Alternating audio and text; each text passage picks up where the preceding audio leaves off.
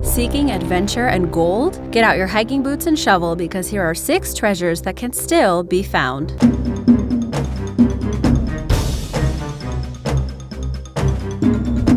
Number 6. The Treasure of the Knights Templar. After the fall of the Holy Land to the Muslims in 1187 and the failure of the Crusades, the Knights Templar lost its founding purpose. The religious order of warrior monks was now seen as a threat due to their wealth and political power. In 1302, the Knights Templar were accused of heresy by King Phillip IV of France and later were officially ordered to disband by Pope Clement V. On Friday, October 13, 1307, French Templar Knights were arrested, tortured, and killed. Our modern-day unlucky Friday the 13th is related to this event. The knights who survived went underground, taking many treasures and religious relics with them. Legend has it that many escaped to Scotland with their riches. Templar sympathizers supposedly helped hide the knights' treasures under a chapel until the New World was discovered. Descendants of the Templar fled to Nova Scotia and Canada, leaving marks on old maps and gravestones giving credit to this legend. There is a theory that the Knights Templar buried their treasure in a pit discovered in Canada. In 1795, Daniel McGinnis discovered this pit and started digging. He and his friends started hitting wooden planks every 10 feet. Among the biggest discoveries were a set of stone inscriptions found 90 feet below. Symbols on the stones were translated as 40 feet below lie 2 million pounds. The pit floods as excavations get deeper, so nobody really knows what's actually at the bottom. Whether this pit is related to the Knights Templar remains a mystery, but you are welcome to go and find out.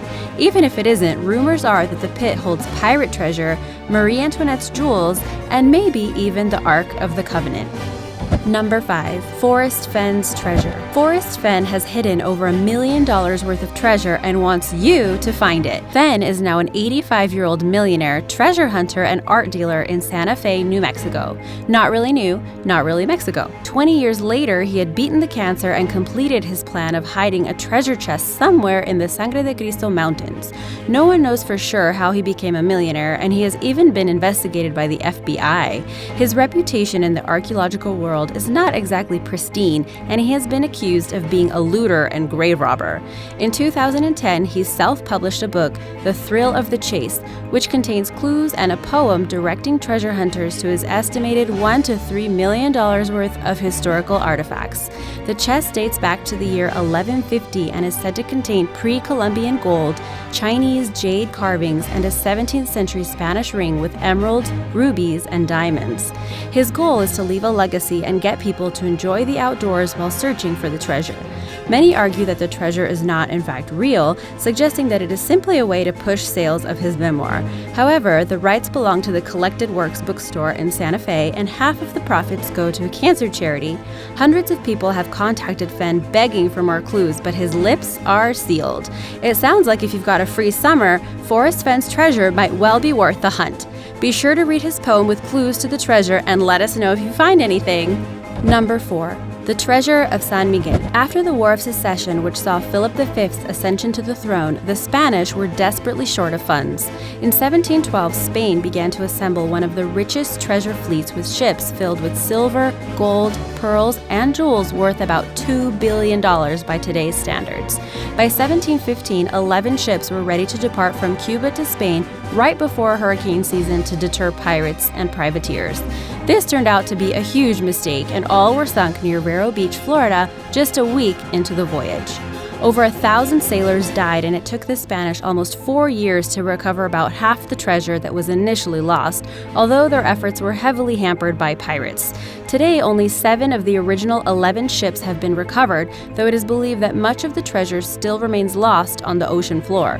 On the 300-year anniversary of the fleet's sinking in 2015, Eric Schmidt, working with Brent Brisbane, treasure hunter, discovered one of the ships, the Capitana, with gold and silver worth over $1 million. All of the artifacts are under the jurisdiction of the United States District Court of the Southern District of Florida under the care of Brisbane's company. The state of Florida is entitled to 20% of anything Brisbane or his contractors find. The San Miguel, which is thought to have contained the majority of the fleet's treasure, is still missing. Get that diving gear on, we're going to Cuba. Looks like there's some treasure to be found. Number 3. Nazi gold in Lake Toplitz, Austria. As Nazi Germany began to fall, its leaders set about hiding the billions of dollars worth of treasure they had collected and stolen. While some cultural treasures were saved by the Allies, $37 billion is still missing and the hunt is still on. After the war, Nazis were rumored to have sunk metal containers full of gold and silver into Lake Toplitz. $5.6 billion worth of Reichsbank gold is said to have been dumped into the water by SS officers. Nobody knows exactly what was inside those containers. Some believe they had gold looted by German troops throughout Europe and carried back to Germany. Others that they contained documents showing where assets confiscated from Jewish victims were hidden in Swiss bank accounts. In 1959, a diving team found £72 million worth in forged sterling currency hidden in boxes and a printing press. The forged currency was part of Hitler's plan to ruin the Allied economies. In 1983, a German biologist accidentally discovered more forged British pounds and numerous Nazi-era rockets and missiles that had crashed into the lake while looking for lake critters. He also discovered a previously unknown worm. Several people have died looking for treasure, and the Austrian government has banned amateur divers. Perhaps what keeps the treasure in the public eye is the fact that those containers are also believed to contain pieces such as the legendary amber room panels from the 18th century, as well as diamonds and gold worth millions of dollars. Adding to the mystery of Lake Toplitz treasure, in 2014, the nephew of a senior Nazi SS officer came forward and confirmed that treasures were sunk there. However, diving for Nazi gold is one of the more risky treasure hunts on this list, as there is a lot of wood and sunken branches that reduce visibility and increase the risk of drowning. Number 2. El Dorado and Lake Guatavita. During the 16th and 17th centuries, vast quantities of gold were discovered in the New World, and Europeans believed that somewhere in present-day Colombia there was a place of immense wealth known as El Dorado. When Spanish explorers reached South America in the 16th century, they heard stories about the leader of the Muisca tribe who would cover himself with gold dust, float onto Lake Guatavita, and toss treasures into the water to honor the gods. El Dorado means the golden one in Spanish, most likely referring to the leader who also went by El Hombre Dorado, the golden man, El Rey Dorado, the golden king. Gold has been found in the lake since the Spanish arrived in 1536. In 1545, the Spanish were able to lower the water level slightly and recovered hundreds of gold pieces.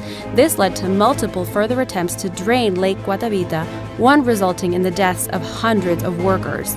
The most recent and successful of these expeditions was in 1911, when the lake was drained completely. However, a layer of thick, hardened mud had formed, trapping the treasure at the bottom of the lake. So was this mysterious chieftain El Dorado, or was it the lake itself? Or was there another lost city of wealth called El Dorado? The lake itself might still be a gold mine, and there have been other lakes and cities around Central and South America full of gold and lost treasures. The legend lives on. Number 1. The Lost Dutchman Mine. One of the best treasure tales in the history of the American West is the Lost Dutchman Mine. Shrouded in mystery, the mine is not only rich in gold, but is also cursed. Before the Spanish arrived in 1540, the Superstition Mountains of Arizona were considered sacred ground by the Apache Indians, who believed it was home to their thunder god. When the Spanish discovered gold in the area, they began to explore the mountain range, despite warnings from the Apaches that they would be cursed and meet gruesome deaths. It wasn't long before Spaniards began to disappear, sometimes even just a few feet from their comrades, to later be discovered dead and mutilated. Future expeditions did find several gold mines, and the Apache began to attack the trespassers. The land was later given to a Mexican cattle baron in a land grant who discovered several gold and silver mines, and descendants of the family worked in the gold mines until the 1840s, when all but 2 were killed by Apaches.